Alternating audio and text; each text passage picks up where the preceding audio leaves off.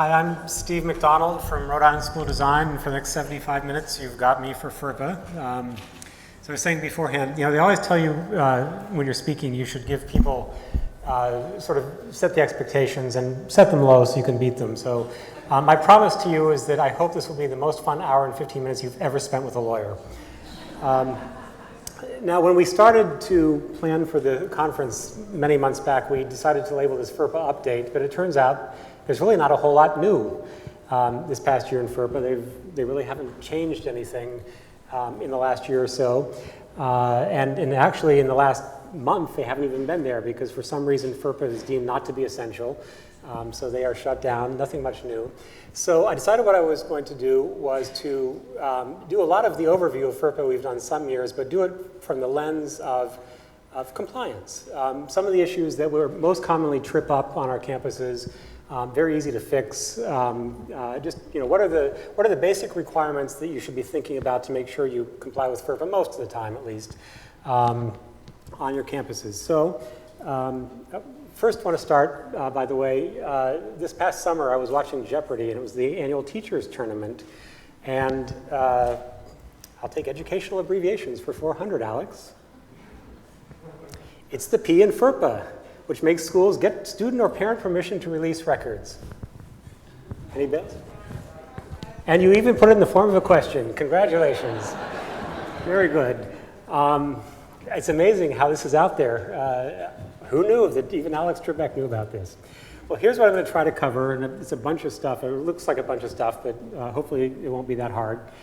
So I do need to, I always start almost all my presentations with a basic discussion of what it is that is an education record, the organizing principle around all of which all of FERPA is built. Commonly misunderstood, commonly misapplied, so we should understand that. I'm going to talk about a cluster of issues that are related to the annual notice that we're required to send out each year. Some of the basic requirements, some of the options for things you can and I think should put in it. Some basic approach for talking to parents, which is one of the worst parts of FERPA, and just higher education administration generally. Some tips on litigation law enforcement for how you do consents right for FERPA, what it requires for that. One thing that most of us don't really know about is the safeguarding parts of FERPA. FERPA is not a data breach statute, but it does have some of the same kinds of requirements in terms of safeguarding education records. And then finally, and this is a little bit new, some new standards that FPCO has put out over the last couple of years, not in the immediate past, but over the past couple of years, just in terms of how you go about identifying and authenticating the people you're interacting with and sharing student education records with. Not that hard, but they've put out some tips on that. So we will start at the very beginning of FERPA. This is the basic framework of FERPA. At the college level, our students, it's different for K through 12, they're not our problem. At the college level, our students have three basic rights. They have the right to have some say over who gets to see their education records, who we disclose their education records to, or information from their education records to. They also have the right to inspect and review their own education records, to look at them, and they have the right to ask us to fix them, to correct them if they are wrong. Now, for today's purposes, I'm really only going to be talking about the first one of these, but I do want you to be aware that those second and third rights are there. If anybody has any questions, we'll have time at the end for questions. We can go back to that. So we'll start, as I said, with what is an education record. Many people believe that this is the definition of education record from FERPA. And I'll make it a little easier by highlighting some of the words. That FERPA deals, education records, what FERPA is dealing with is official records that are in the student's cumulative record folder and that have something to do with academics, primarily with academics. This was, in fact, the definition of education records in the original statute in 1974 when Senator Buckley and our own Senator Pell from Rhode Island sponsored FERPA. This was the definition that was in there, and it's what's referred to as the laundry list approach. There was a list of, a bunch of different kinds of records, 15 or so kinds of records that were covered. But very quickly they realized this did not work because Big surprise, not every college, not every K through 12 institution operates the same way. Their record-keeping structures are not the same. The things they call records are not the same. And so lots of things that they thought were going to be covered by FERPA weren't covered by FERPA. And so about 6 weeks after FERPA was enacted, they retroactively amended it to the beginning to get rid of this definition. There are many people who still think this is the definition. It is not. This is now the definition and has been, at least retroactively, since the very beginning of FERPA. So now, education records is a much more all-encompassing definition. Education records means records that are two things. They are directly related to a student, and they are maintained by an educational agency or institution or by somebody who is acting on behalf of one of those two things. Now, that seems like a very simple definition, right? I'm a lawyer. I'm going to make it more complicated. In order to understand what this definition means, you need to understand what some of the individual words and phrases are. So we need to know what is a record, what is directly related, what is a student, what is maintained, and what is an educational agency or institution. And those words are not necessarily what you might think they mean. So let's look at each one of those in turn. We'll start with the easy one. For purposes of FERPA, an educational institution is any public or private institution that receives funds under any program administered by the Secretary of Education. Anybody here take Title IV federal financial aid funds? Sorry, you're all stuck with FERPA. This is one of the strings that comes along, one of the many strings that comes along with the money we get from the federal government. If you take money from the federal government, Grove City College used to not, I think they do now. There may be one or two other schools that don't. But essentially, every college and university in the United States is subject to FERPA because they take federal funds. This is actually one of the differences between K through 12 and higher education. Public K through 12 is subject to FERPA, but all the private K through 12 is not. They don't get federal financial aid. They don't get any, I think it's Title II is their funding. If they don't take funding, they don't have to worry about this, but we do. What about record? Record means any information recorded in any way. Not just words on pieces of paper, what we typically think of as record. They're covered. Handwriting and print records are certainly covered by FERPA, but also computer media, electronic records, our student databases, emails can be records. Video and audio tape, film, photographs of your students can certainly be records. Somewhere in the basement of your library, you might still have microfilm and microfiche, and if it's about your students, that would be a record for purposes of FERPA. The medium is not the message here. The question is whether information is recorded, not the format in which it is recorded.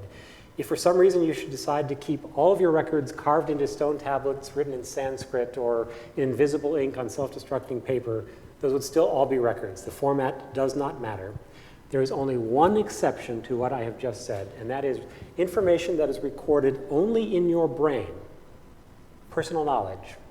You're walking across the campus and you see somebody doing something. Information that is recorded only in your brain is not a record for purposes of FERPA. And as far as FERPA is concerned, you are free to disclose that to anyone you want at any time for any reason. There may be good policy reasons to do that or not to do that, but FERPA has nothing to do with personal knowledge. FERPA is not an information statute. FERPA is a records statute. It governs records and it governs information from records, but it does not govern information generally. So personal knowledge, put it to the side.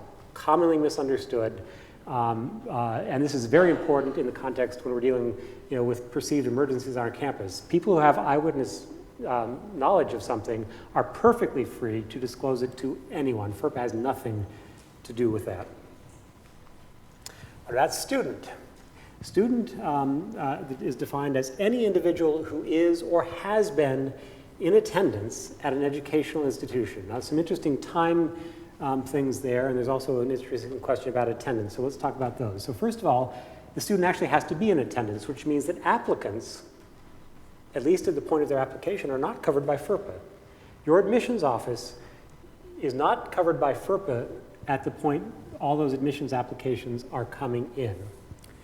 Those students who you admit and who decide to come to your institution and actually show up, we'll talk about attendance in a second, become students, and FERPA reaches back and grabs their admissions applications. But the applicants who you choose not to admit, or the applications of people who you do admit and choose to go elsewhere, never become subject to FERPA because those people, the records about those people, they were never students. It only covers student records. What about the other side of the equation? Doesn't matter.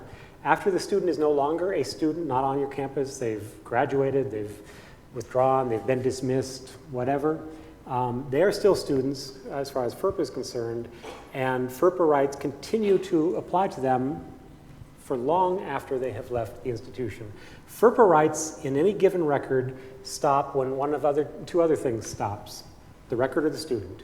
If you destroy a record, there's no longer a FERPA right with respect to that record.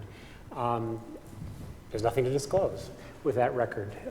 And FERPA, by the way, is totally agnostic as to how long you keep your records. The only requirement in FERPA, the only records retention requirement in FERPA is if someone has made an inspect and review request to look at a particular record, you can't destroy it while that request is pending. But otherwise, FERPA doesn't care. There are lots of other records retention statutes that deal with particular kinds of records. That's what governs how long you keep records. You have business reasons to keep records as well.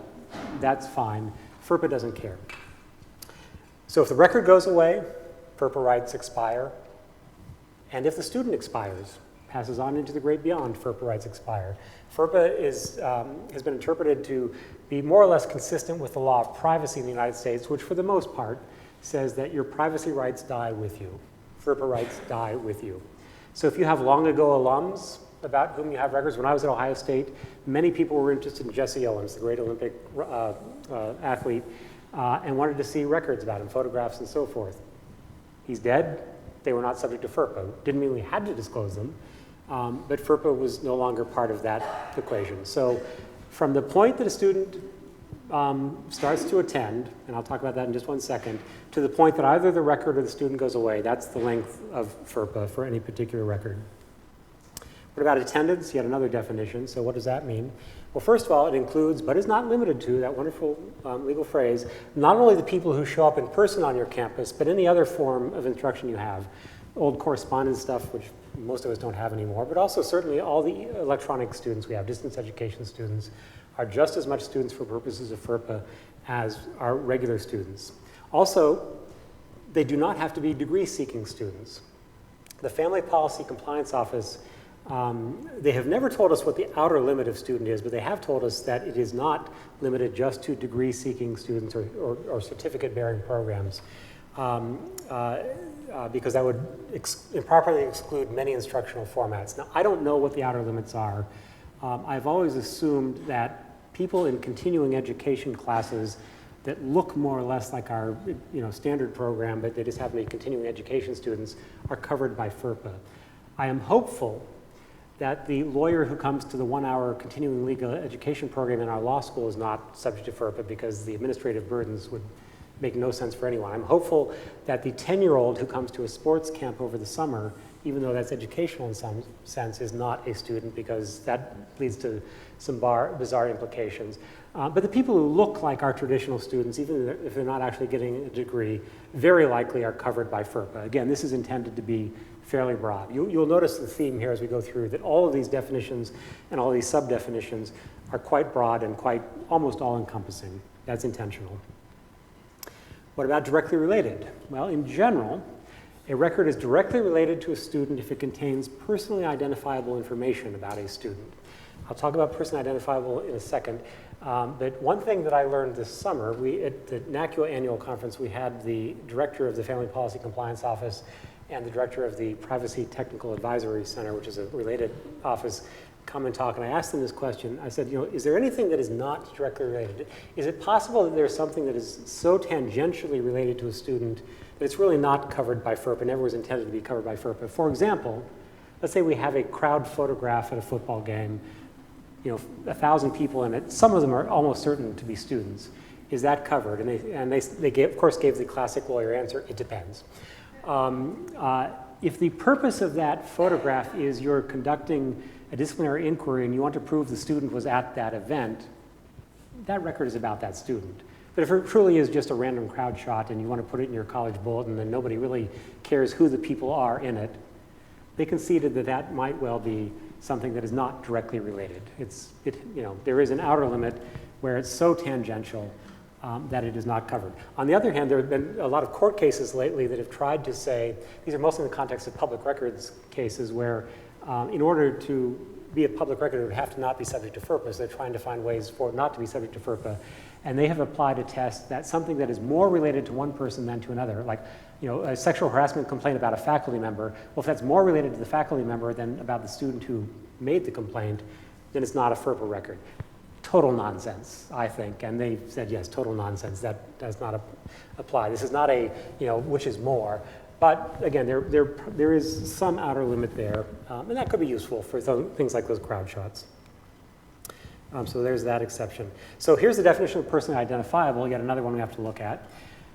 It includes, but is not limited to, again, most of the kinds of things we would think about.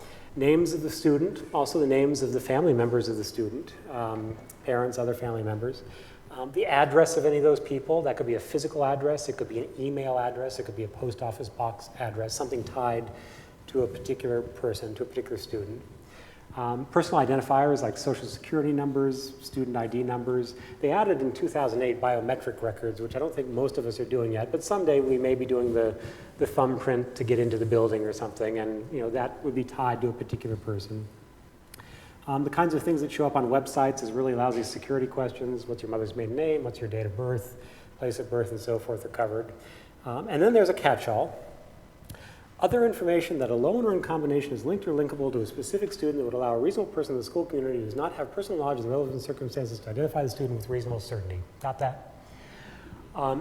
This is something they amended in 2008. It used to be what they called the easily traceable standard, and they wanted to get away from the word easily traceable because they didn't want people to think that this had to be incredibly easy to figure out. But basically what this is intended to mean is you can have a document that does not have a name on it, does not have an ID number on it, doesn't have any of those other things that immediately tells you who it is, but nevertheless there's enough information in it that people know who it's about. So for example, let's say we have a disciplinary record. Big deal. It's a disciplinary record about a male student. Big deal. But it's a disciplinary record about a male student who's in a certain class, in a particular program, belongs to a particular student organization, particular major, whatever. At some point, there's enough information there that people could say, oh yeah, that's Steve McDonald. And if that's the case, that's covered. Now, I want to focus in on three parts of that. The key phrase in this is a reasonable person in the school community who does not have personal knowledge of the relevant circumstances. So first of all, it has to be a reasonable person could figure it out. It's not the Sherlock Holmes standard. It doesn't matter if there is someone who could figure it out. It's whether the average Joe on your campus could figure it out. And it does have to be on your campus. It's someone in the school community. If there's someone in the kid's hometown who would know, oh yeah, I know who that is because I know the information, that's not what's relevant. If you're walking across your quad with the paper and you ask somebody at random, do you know what this is about? That's what we're talking about.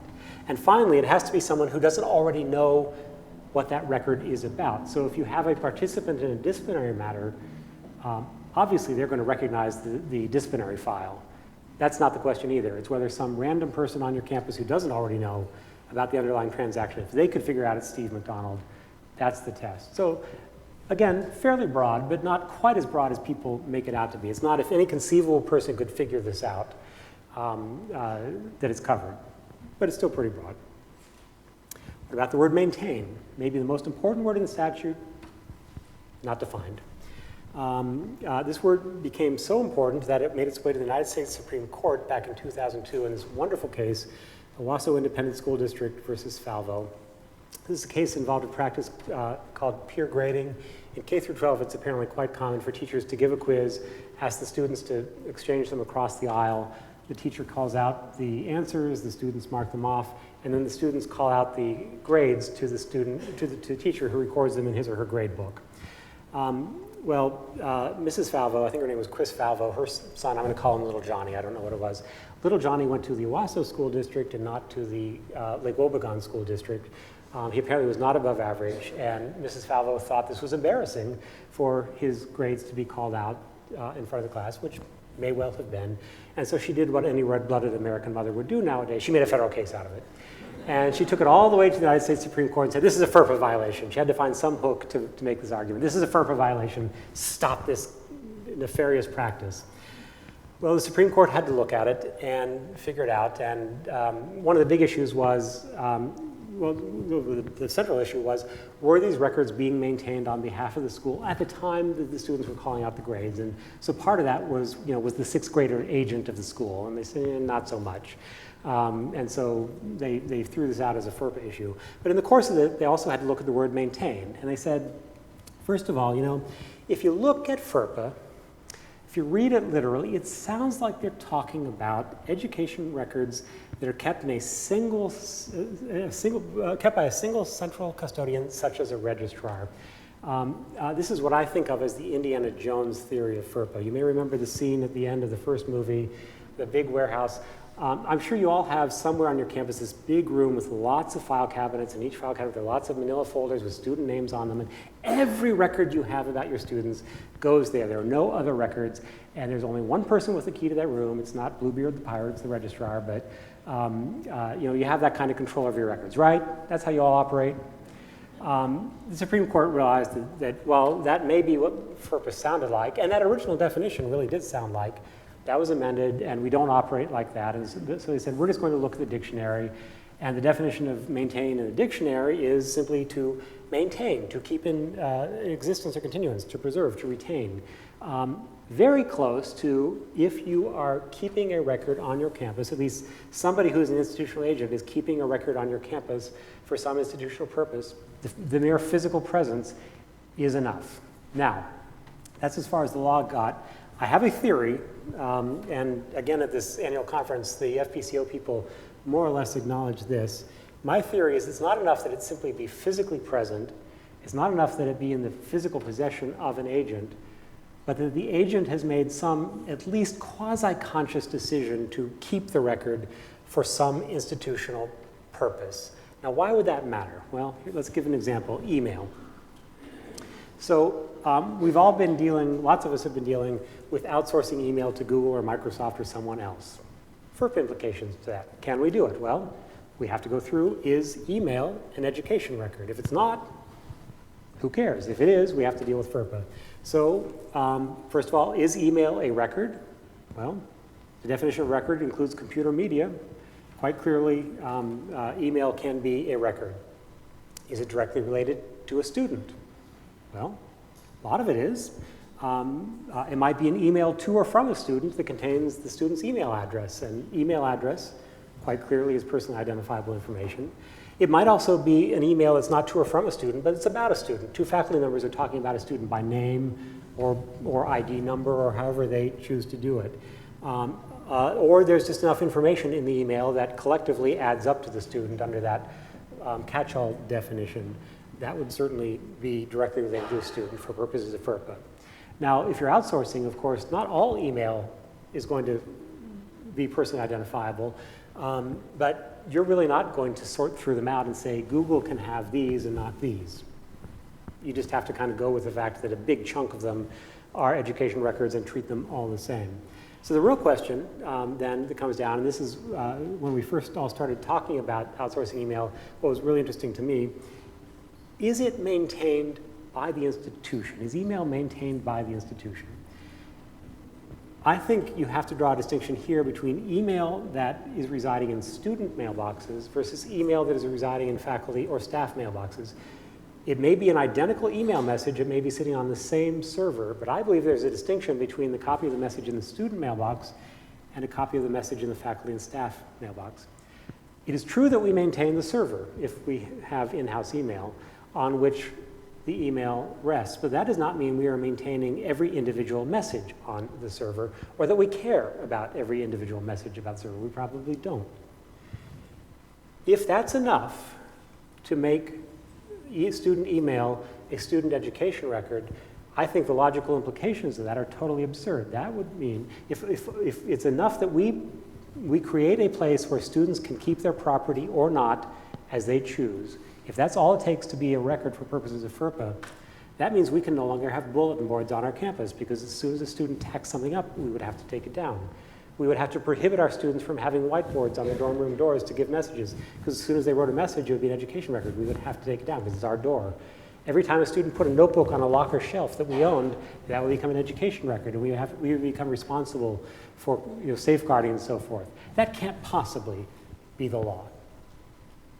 And I think for that reason, student email is not covered by FERPA, because we don't care. We've made a place available for them to keep it or not, up to them whether they do. If we assert dominion over it for some reason, that's a different question. But the mere fact that it's physically present on a server that we maintain doesn't mean that we maintain the email. And so I think it's quite easy, actually, to outsource student email. And many of us 5 years ago made the decision to do that, but not to do faculty and staff. Now, the reason we don't do faculty and staff email is they are agents. And so when a faculty member or a staff member chooses to keep an email message, it's not that it's on our server, it's that our agent made a decision to keep that message.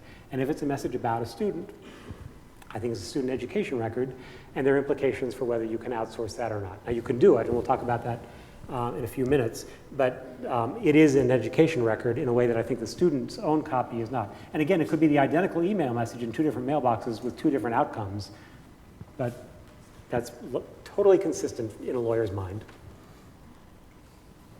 Well, the bottom line is, for the definition of education records, I think Congress did us a real disservice when it used the term education records, because it leads people to believe that we are talking only about academic or educational records. And certainly all those things are covered. Transcripts, exams, papers, and so forth are all covered by FERPA and are at the very core of FERPA, certainly, but so is everything else.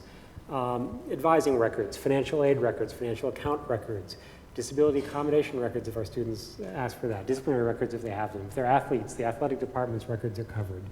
Photographs, as I mentioned before. If you can tell who the student is, it's a good photograph, it's covered. Many, at least, email messages, faculty and staff email messages. And also, unofficial records. I often hear people say, well, we don't treat that as a FERPA record, it's unofficial. So, is there anything in that definition that says official versus unofficial? It did at the beginning, they took that out. There's no distinction between official and unofficial. If you keep it for an institutional purpose, official or otherwise, it's still covered. There are 6 very narrow exceptions that I'm not going to go into today. The outline that I have in the materials, both in the thumb drive and even more materials on the website, goes into these 6 exceptions. There are 6 very narrow exceptions they carved out for policy reasons. Certain kinds of medical records, certain kinds of law enforcement records, and so forth. Even though they would fit under the definition of education record, are carved out for policy reasons. We don't have time to go into those today, but just be aware of that. The other thing to keep in mind is please do not, at least in my presence, please do not ever refer to the term educational record. That term does not exist anywhere in the statute. It is education records, and that's even more of a misnomer. The people who make public records requests love to use the term educational record because, again, it implies that we are only talking about things that are educational, and therefore they get to see disciplinary files and other things. No. Education records is the term. The educational record does not exist anywhere in the statute. The only place the word educational appears in the statute is in the title. It's the Family Educational Rights and Privacy Act, but everything else is education records. So let's jump into the compliance stuff now with that background. So the most basic requirement of FERPA, in addition to those 3 rights that the students have, is that we have to tell the students what their rights are every year. We have to give them a notice every year telling them about their right to consent to most disclosures, their right to inspect and review their education records, and at least some information about what our procedures are, how you go about that, what office you contact to do that. The right to seek amendment of inaccurate records, and again, the procedures for doing that. And then the 4th one they've thrown in, which is, by the way, you also have the right to complain to the federal government if you think the school is violating FERPA. To file a complaint with the Family Policy Compliance Office with FERPA. Now, that's the must. That part's pretty easy, but it may include some other things, and I think it should include, my own view is it should include several other things that pertain to some of the exceptions. So if you want to use the directory information exception, which you certainly do, this is a good place to explain that, and you have to explain certain things. If you want to use the school official exception, and I can't imagine how you could possibly operate without using that, this is a good place to explain some things you have to explain there.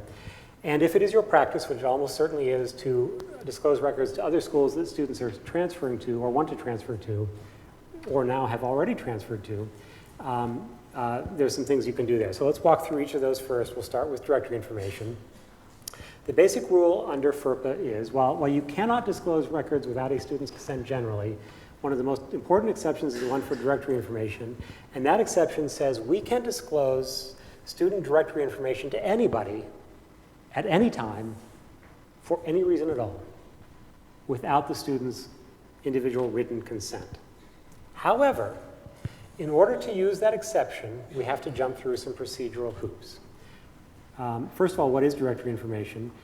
The definition of directory information can include, but does not have to include, we have some discretion here, the normal sorts of things that would show up in a telephone directory or a yearbook or a Facebook: name, address, email address, telephone number, photographs, date and place of birth, majors, what programs they're in, whether they're graduate, undergraduate, honors and awards, and activities, all those kinds of things that nobody much cares about, usually perfectly happy to disclose to the world.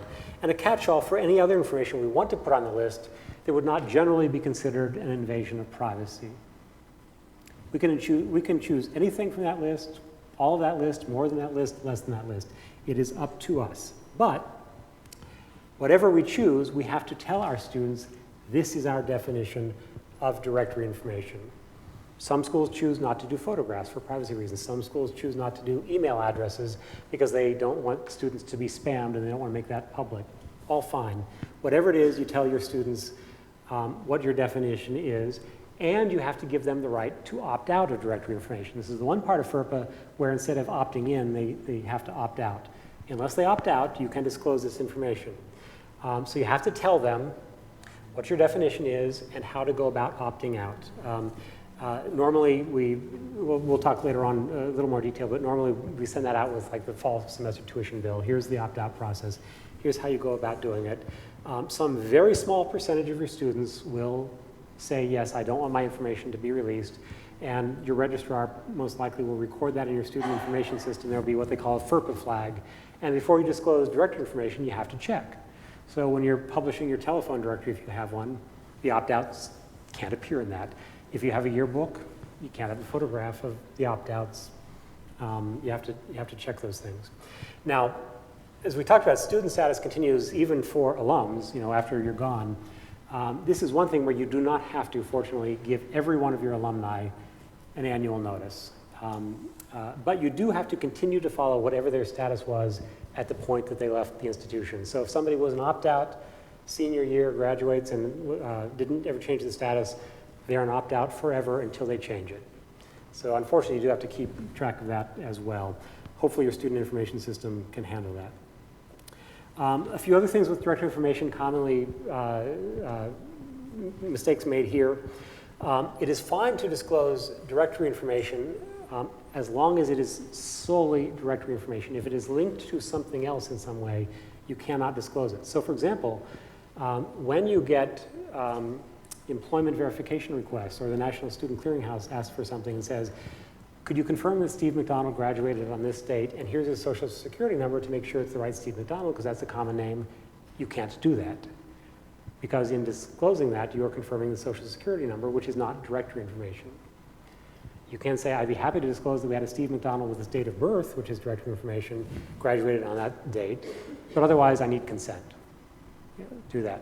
Similarly, I used to, particularly when I was at Ohio State, we get public records requests for a lot of things. People would say, give me a list of just the directory information, that's all I want. Just give me names and addresses of, say, all of your athletes who had disciplinary problems the last year.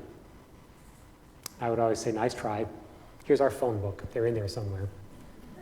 As soon as I narrow down the list, I have disclosed far more than directory information. The list may, on its face, be only names and addresses, but by creating a subset, I have disclosed far more than directory information. Can't do that without consent.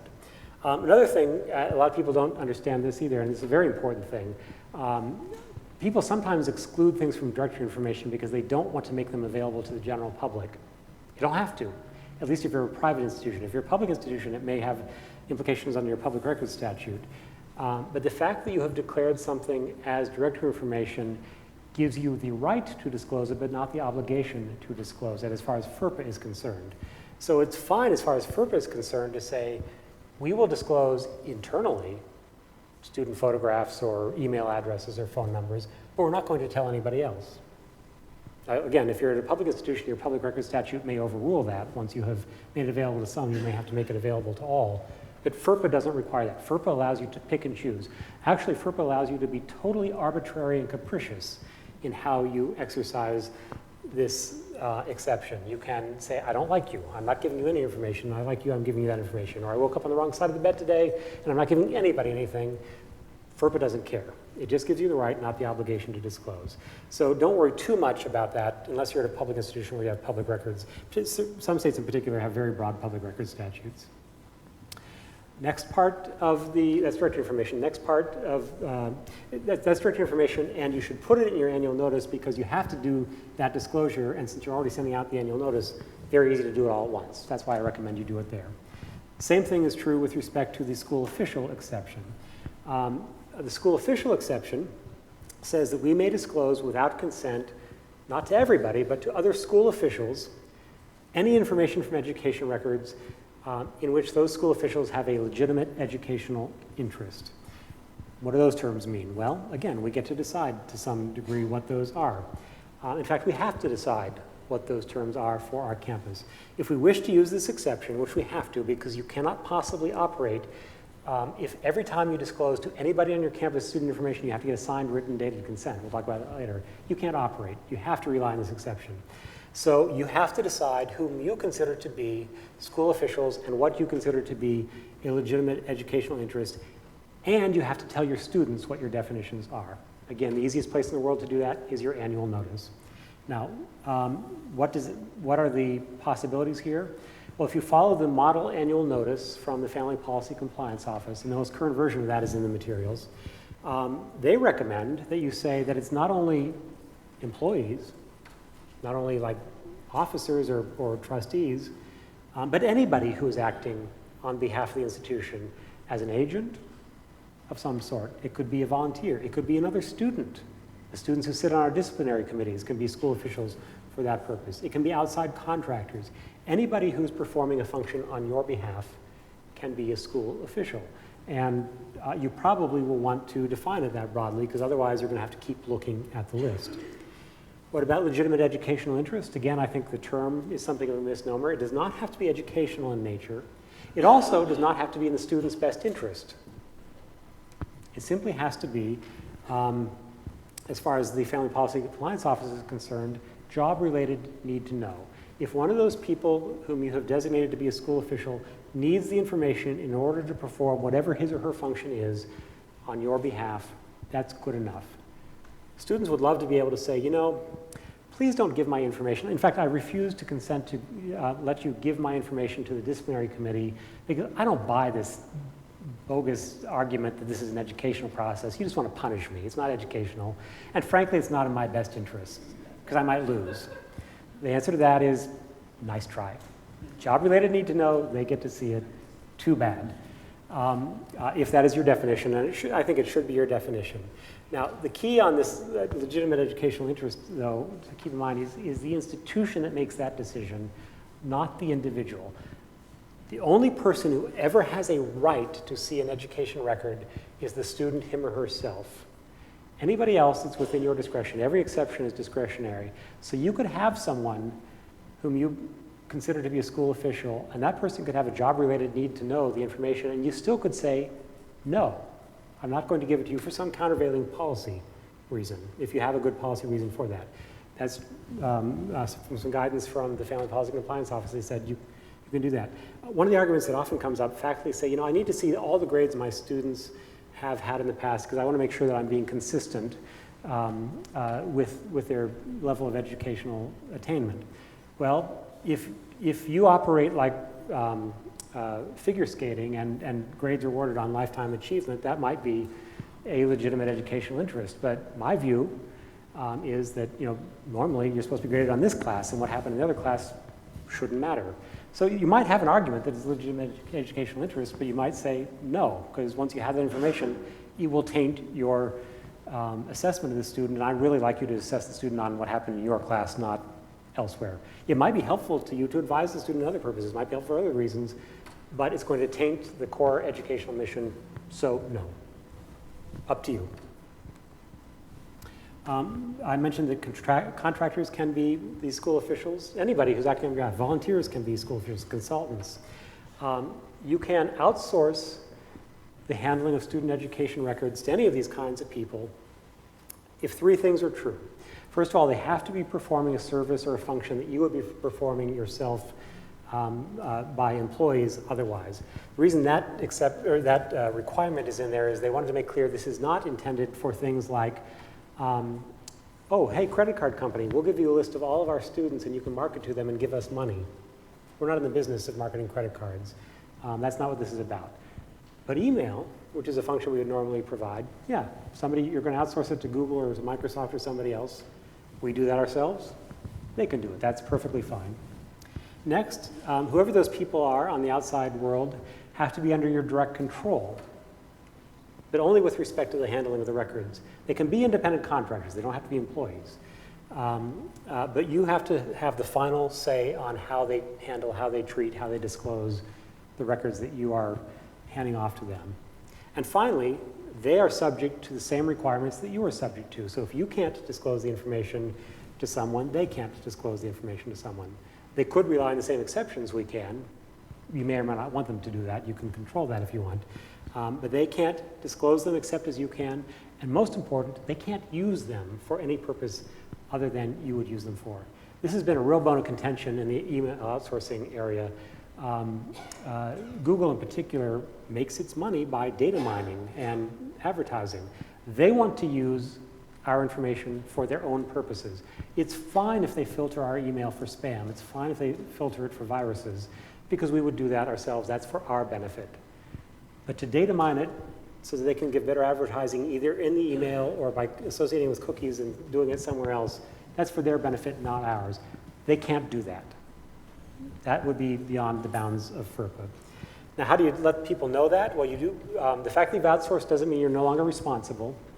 You still have ultimate responsibility for the compliance of your contractors with FERPA. How do you go about doing that? Well, FPCO has said that one way, but not necessarily a requirement, is that you have a written contract that spells these things out. If you have something as elaborate as outsourcing email, you are going to want to have a contract. If you just have a volunteer for a day, you may not have a written contract.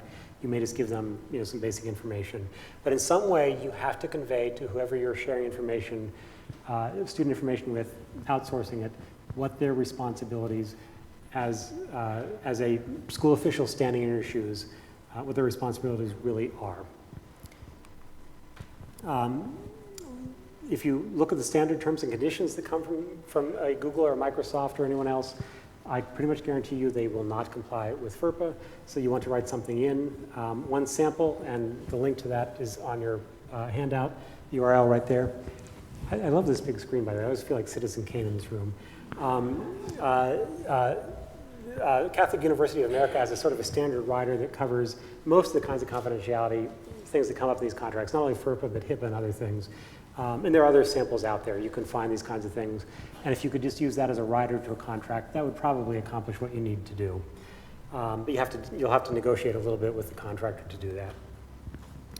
Third part of the annual notice requirement, if you choose to use the transfer exception, you have to disclose certain information, or at least you can disclose certain information that will make your life much easier to your students. So let's talk about that. So one of the exceptions to FERPA allows us to disclose to other institutions to officials in another institution of post-secondary education, other colleges or graduate education, where the student seeks or intends to enroll, they're talking about transferring, or since 2008, where they already have transferred.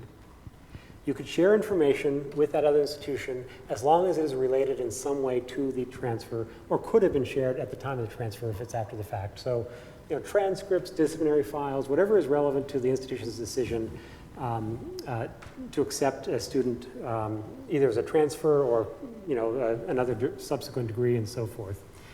Now, in order to do that, you have to tell the student that you are doing that in one of two ways. You can, if you choose to, tell every student every time you do it, I'm transferring information to this other school. You don't need to consent under this exception. You just have to inform the student. But you do have to tell the student. And you can do that one-off every single time. But the much easier way to do it, the much preferable way to do it, is to simply put in your annual notice or some other document, but again, the annual notice is an easy place to do it.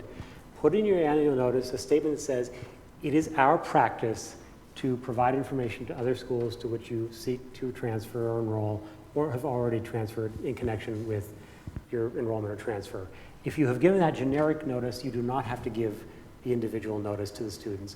Much easier not to have to give individual notice every time your registrar sends out a transcript and so forth. So make sure that is in your annual notice.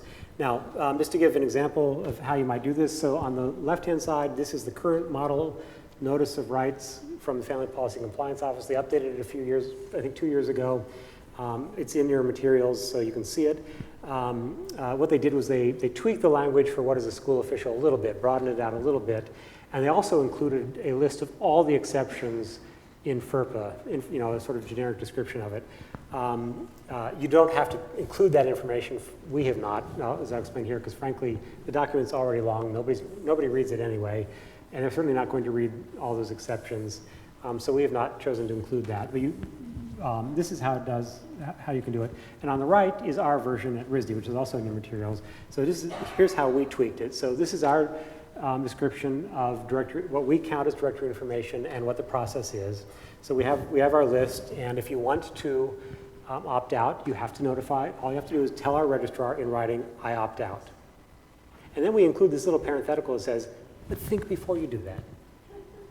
Here's why you might not want to do that. We really don't want to have a lot of opt-outs. It's a pain to keep track of it. And most students don't really want opt-outs if they think about it, because we're not in the business of just disclosing everything to anybody. But there are a lot of things where, for employer verifications, for dean's list, for commencement programs, where they'd be perfectly happy to have their name there. And that's a problem if they've opted out. So we explain that to them. Anytime you want to do it, that's fine. But if you don't want to be in the phone book, tell us by September 30th, because as soon as we print it, it's too late. We're not going to go back and reprint it every time somebody comes and chooses to opt out. And we don't have to do that. So that's the language used for directory information. School official, legitimate educational interest. We pretty much just followed, in RISD terms, straight out of the model notice, their language. School official is anybody who acts on our behalf. Legitimate educational interest is job-related, need to know. And that's really, if you have anything narrower than that, you will drive yourself crazy. I really recommend, personally, I think that's the only way to go. And again, just pretty much straight out of the standard language, here's our language about the transfer exception. Having put that in our annual notice, we're done. We don't have to tell people individually every time our registrar sends out a transcript. And we couldn't operate if we had to do that. How do you do the notice? You can send out the notice any way that you want that is reasonably calculated, is reasonably likely to inform students of their rights. Traditionally, we've always done it by mail, usually in an envelope with a whole bunch of other stuff like the fall tuition bill. It could be separate if you wanted to, but that's a waste of postage. You can publish it in student handbooks, course bulletins, whatever your standard place where students will look for those kinds of things. More commonly nowadays, we're just posting it up on a website somewhere and maybe sending out an email notice the way we do with our clery reports. We've got this information posted, here's where you can find it.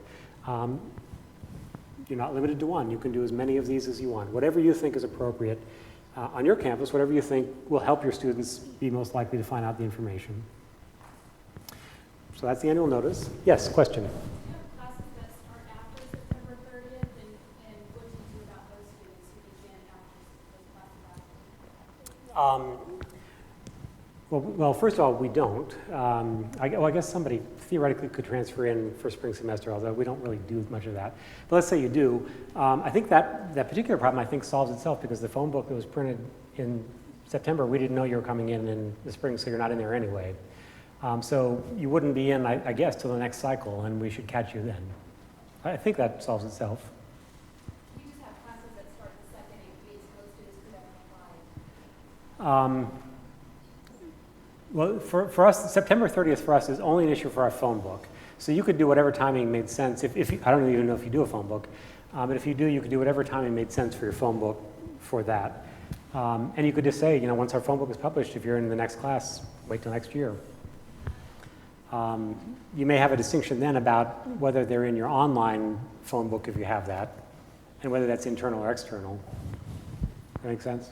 Was there another hand? Yeah. Transferring institution, and the question is not so much on grades, but if there's a serious conduct violation, if there's an academic integrity violation, obviously that's where the students and families get concerned. What kind of recommendations do you have in terms of how we would make record of those and what they passed on and any of that? No, because I don't really, as a lawyer, I don't. That's really a policy question as to how you do that. If you have that one sentence in your annual notice, you are free to do that because academic misconduct, all those kinds of things, to me, would be totally relevant to a transfer. I think what commonly happens is the school call up and say, can you send, do you have any of that information? And you can respond. You have to record that you have disclosed that, but you don't have to tell the student you have disclosed that. So one of the questions is how do you keep that recorded in a way that makes sense? We all have different record keeping systems. I don't, as a lawyer, I don't have any particular advice on that.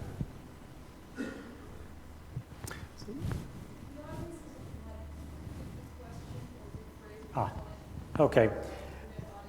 Okay, so for the internet audience, the last question is how do you go about with things like academic misconduct and so forth? Are there good policies for record keeping and informing students about that? And the quick answer was that's really a policy question more than a legal one. I think you have very broad leeway as to how you go about doing that, whatever makes sense for you. So let's go on to dealing with parents. One of the very important exceptions, one of my favorite exceptions under FERPA is the one that allows us to disclose any information at all to mom and dad if they claim junior as a tax dependent for purposes of their federal taxes. Now, what mom and dad nowadays do not understand in this age of helicopter parents and attack helicopter parents and Velcro parents and whatever the word we're using for them now, is that when little Johnny goes off to college, they no longer have a legal right to see little Johnny's records. At K through 12, mom and dad control the rights up until little Johnny turns 18. At some point during senior year, rights start transferring over to little Johnny. Nobody really notices or cares. But at college, age is totally irrelevant. If you are a college student, you own the FERPA rights, period. When Doogie Howser went to Harvard Medical School at the age of 13, he owned the FERPA rights. Mom and dad no longer had a right to demand Doogie's records. If they claimed, which is, I think, quite likely, claimed Doogie as a tax dependent, line 2 of their federal tax return, put Doogie's name, 1, I get a deduction, because I'm providing more than half of his support. We have the right to disclose to mom and dad, but not the obligation to disclose to mom and dad anything and everything. But the fact that little Doogie is a minor is totally irrelevant, and mom and dad don't get that. Now, in order to talk to mom and dad, which we're free to do, we have to confirm that Doogie or little Johnny is a tax dependent. The traditional way to do that is to say, I'd be happy to talk to you. Could you fax me a copy of your most recent federal tax return? When you have that conversation, hold the phone very far from your ear. Mom and dad do not like that answer. They think they have the right to do that. You also can simply ask your students, are you a tax dependent? If they say yes, you can do that. But there's a better way than to do it only in the heat of the moment. You can ask ahead of time. Here's a model form from FPCO, again in your materials, that says you can give this to all your students. Are you a tax dependent, yes or no? And if you check no, do you consent? We can talk to mom and dad. The way we do it at RISD, a lot of schools do, is we actually have 2 forms. The one on the right actually says, do you want us to send grades directly to your parents? We'll be happy to do it if you like, or not if you want. But the first one is our consent form for talking to mom and dad. And so what we do, what a lot of schools do, is more or less like this. Sometime in the summer, just before the incoming freshmen come in, we send out a letter, welcome to RISD, going to be great 4 years, looking forward to it, to both mom and dad and to little Johnny. But some things you should think about. Mom and dad, little Johnny's growing up. Things are going to change. There's this thing called FERPA you probably never heard of, but it's going to make it harder for us to talk with you. We can talk with you if you claim Johnny is a tax dependent, but we'd have to ask you for your tax return, and we really don't want to do that. But we also can talk with you if little Johnny consents. We encourage you to talk about this as a family. And just in case you'd like, here's our handy consent form. And Mom and Dad can sit down at the dinner table with little Johnny and they can say, see this check? See this form? Let's trade signatures. The key on this is, and this is to me the important policy point, is we do not want to get in the middle of what can be incredibly messy family dynamics. Now, when Mom and Dad are calling up, half the time now it's because they're getting divorced and they're looking for information to club each other over the head, or little Johnny is estranged from Mom or Dad, and the parent is trying to find out information. You can, in trying to be helpful, you can end up in all sorts of hot water, and we don't want to do that. Our view at RISD is, you decide. If you want to share everything, that's fine with us. If you don't want to share anything, that's fine with us. Just 1 second, but that's your decision to make. If it's an emergency, we'll call anyway. But if it's not an emergency, you decide. Whatever you think is fine, and we encourage you to talk about it. So your question. Does the consent form need to be signed in your presence? Or can a parent just bring it in with a signature on it? So the question for the live audience, the internet audience, does the signature have to be signed in our presence? No, although we do have to, I guess we have some responsibility for making sure it is the student's signature. So in your presence is going to make it much easier. I don't really care about the parent signature. Actually, we don't even require the parent signature. Really don't need the student's one. So one way to tackle that might be to do this at orientation too. Sign here if you want to do this. Because otherwise, you're right, it might be Mom and Dad signing Junior's name and sending it in. Good question. FERPA requires a specific record to be released to be identified in the release of the record. So the question again, FERPA requires the specific record to be released, be identified. Yes and no, but hold that thought. I'm going to come to that in a minute. I guess I'm going to follow up, maybe step in code, but this identifies grades specifically. The parent getting this. The one on the right says grades, the one on the left says any and all information just because Mom asked. And that's good enough, and we'll talk about that in a minute. One more and then I'll keep going here.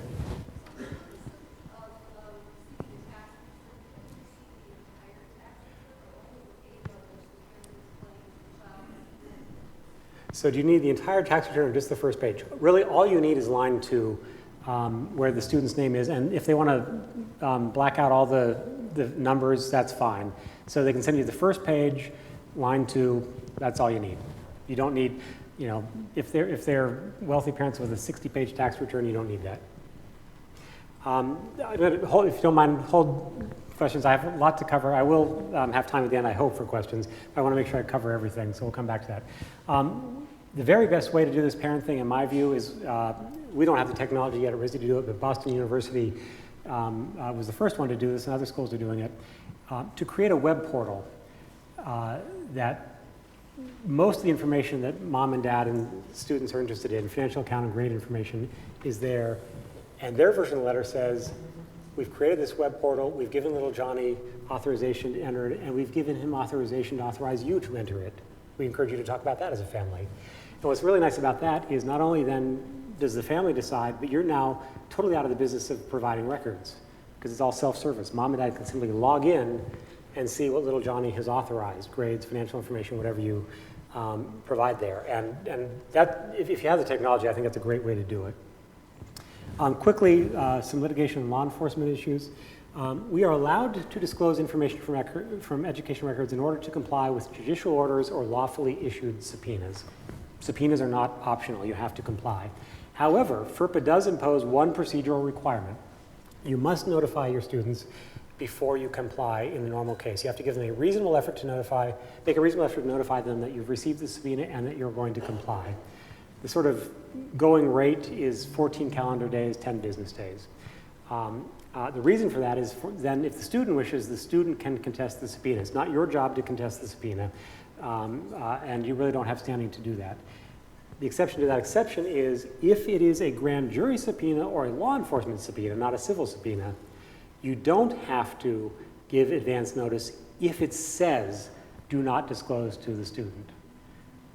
If it doesn't say that, you still have to give the notice. But law enforcement and grand jury subpoenas can say do not disclose, and then you don't have to disclose under FERPA, and you probably, under your applicable state or federal law, are prohibited from disclosing. As I said, you don't have any obligation to fight. subpoena on the student's behalf. You are not the Student Legal Defense Fund. You don't have standing, really, to fight the student subpoena. Your only obligation is to make sure it's lawfully issued, which is to mean, make sure it comes from a court that has jurisdiction over you, was properly signed, give the notice, and you are done. Some sample letters, these are all in your materials, because people screw this up all the time. I constantly get subpoenas, at 5 o'clock, I have a trial tomorrow morning, I need these records. And I write back and say, too bad.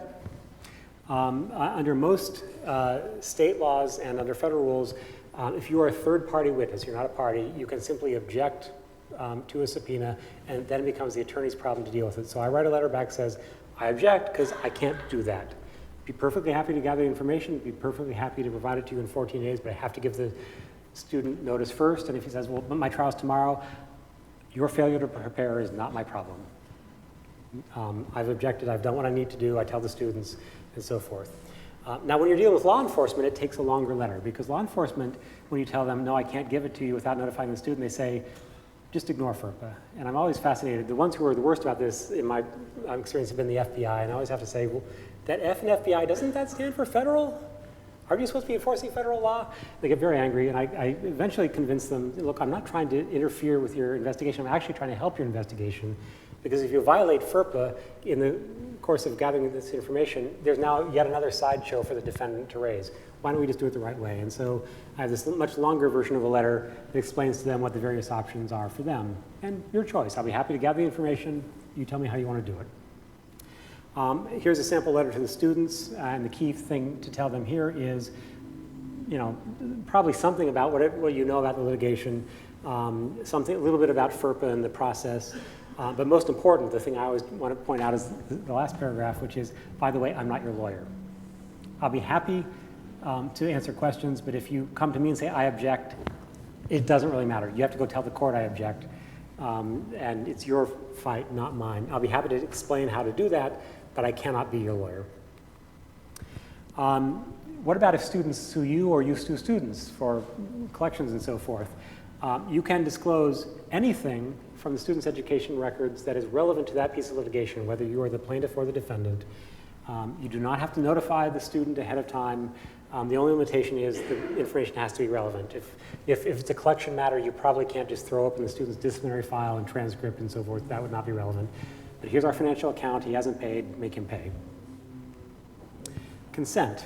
Back to the question over there. So the general rule for consents, if you don't have an exception, is before you can disclose any education record to anybody other than the student, or any person identifiable information from a record, even without the record itself, to anybody other than the student, you need a signed, dated, written consent from all students who have person identifiable information in that record that specifies three things: what can be disclosed, why they can be disclosed, and to whom they can be disclosed. Now, in answer to the question before, it doesn't have to have the exact name of the record on the top of it. I've always viewed this as a sort of an informed consent approach. As long as the student understands what he or she is giving up, I think that's good enough. So our parent release says, I authorize you to disclose anything that mom and dad asked for just because they asked, and I want to keep getting tuition. That last part we don't actually write in. If a student signs that, he or she should know that he's basically giving up everything, and that's good enough. But you can be more specific. Some sample consent forms, again, in your materials or the URLs are here. Here's a sort of general one where, I authorize you to disclose the following records, fill in the blank by whatever name, description you want, to fill in the blank, for this purpose, fill in the blank. That would satisfy it. Other schools sometimes have kind of, a Chinese menu approach. Here's some of the common reasons people ask, and that would be fine too. These are things you can look at when you look at your own templates. Safeguarding. Commonly misunderstood part of FERPA too. We know that FERPA prohibits us from disclosing records or information from records. Here's the record. Let me tell you what's in the record. That's certainly prohibited without consent. But the definition of disclosure also includes this phrase, permitting access to records.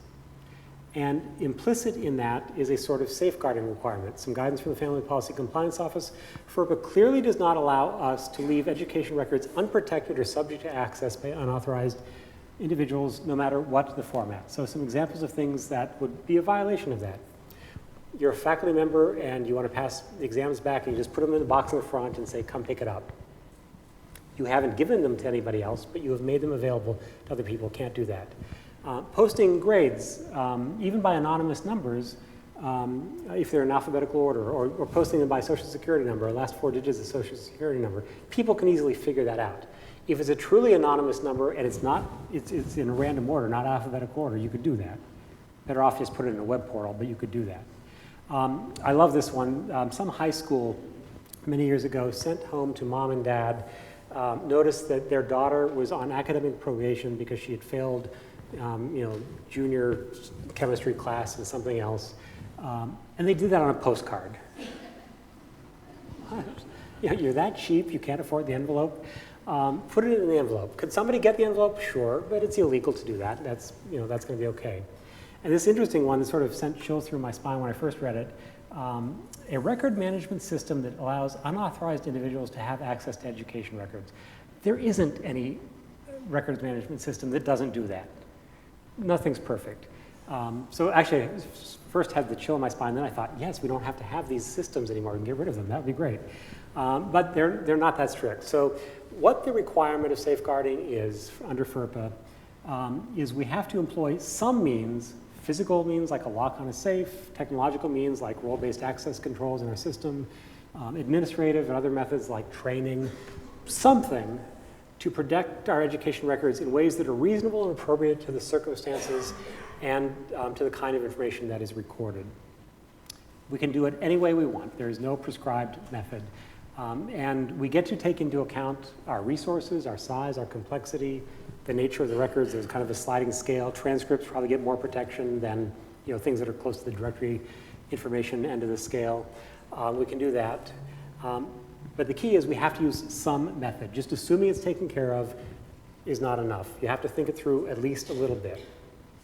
One of my favorite things from the 2008 guidance that talked about this, great sentence, effectiveness is one measure, but not necessarily a dispositive measure of whether the methods we used are reasonable.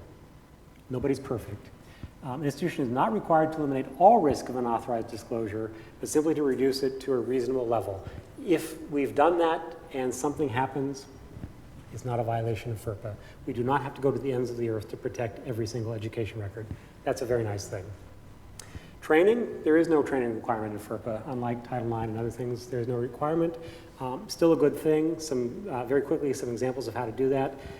Maryland, in order to get access to their student information system, requires you to go through a FERPA PowerPoint online. And at the end of that, there's a page where you can certify you did it, and until you hand that in, you don't get the access code. Another Maryland branch has online tutorials. It's very simple, basic FERPA, and I think they've made this available to others. Catholic University has a very nice chart that summarizes some of the key things of FERPA. This is what we send out to our faculty and staff. Again, in your materials, feel free to adapt it if you like to your campus. Just the main points that most faculty and staff would need to know. If you're not familiar with it, the Higher Education Compliance Alliance, NACUA, the National Association of College and University Attorneys, worked with a bunch of other higher ed associations over the last couple of years to create this really wonderful resource of compliance materials on all sorts of issues, and one of them is FERPA. There's a lot of information, a lot of resources, templates, and things on FERPA that you can use, and again, the URL right there for that. Final thing, and then we'll take questions. We not only have to take reasonable steps to protect records, we also have to take reasonable steps to identify and authenticate the people we're talking to. So if mom and dad call up, we have to know it's mom and dad. If a school official calls up or finds out something, we have to know it's a school official and that it's a legitimate educational interest, some way to do that. So how do we go about figuring out it's the right person? Well, if they're physically present, obviously you can always ask for photo ID. You can ask for a signature comparison. If it's a fax, you may be able to compare an exemplar that you have. But if they call up, that's the hard one. So you don't just say, what's your name? And you certainly wouldn't ask just, what is your social security number or something that would be easy to access. But try to think of questions that only the student should know. Where are you at 11:45 on Wednesdays if you have access to the class schedule? The right question may actually be, where are you supposed to be at Wednesdays at 11:45? But if you have card access records, when was the last time you entered your dorm? If you can look that up. What's the cell phone number of your emergency contact? Something that only the student should know. Think about those kinds of things. If you can do the self-service authenticated web portal, you solve this problem altogether. But if you can't do it, you are free to just say no. I know this always comes as a surprise to us in higher education. We're allowed to say no. And in fact, we should say no in these circumstances. And we're doing that to protect the student. It may be inconvenient, but we do that. So we may have to say, I'll send it to you by mail, but I can't tell you over the phone. Or you'll have to come in and pick it up. Sort of nice letter I found out there. One of the Carolina schools, when they get things that they can't confirm, they send a letter out to the student that says, we got this request, but we're not really sure. Could you just confirm? Send us an email or call us up and let us know that you actually did sign that consent, and then we'll be happy to send the information out. And that's really for everybody's benefit. So very quickly, and then we'll take questions, to-do lists, things to think about from a compliance perspective. Go back and take a look at your annual notice. Just make sure you're up to date. You might want to compare it to the most recent annual notice. Not only what the content is, but your method of distribution, how you go about doing that. Think about your policy and protocol for talking to parents, when you'll do that, and so forth. You may want to look at your consent form, make sure that you've got a good one, so you just have it ready to go off the word processor. Be a good idea to have a protocol that you disseminate to the offices that most likely get the call-up questions, how to go about doing that. Protocol for handling subpoenas, which hopefully is just sent to the lawyer, let them worry about it. Training material is always a good idea. Not bad to have a contract writer that you can do for the outsourcing, and give some thought to safeguarding education records, particularly your electronic system, which is the most sensitive one, easiest to hack into. So with that, I think we have about 5 minutes left for questions, and I'll be happy to stay for individual questions afterwards, but they're always FERPA questions, so let me know what you got. They're always FERPA questions. There must be. Over here, yes.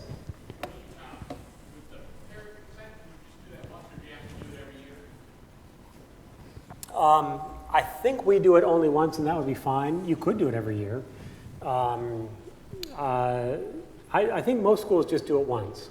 And Boston University basically tells the student, you can authorize, but that means you can also deauthorize. So it's kind of an ongoing approach there. So for the Internet Office, do you have to do the parent consent every year or just once? So just once is fine. Other questions? No? Well, if not, thank you. I'll be happy to stay for a couple minutes and take individual questions, hypothetical questions, whatever. Thank you very much.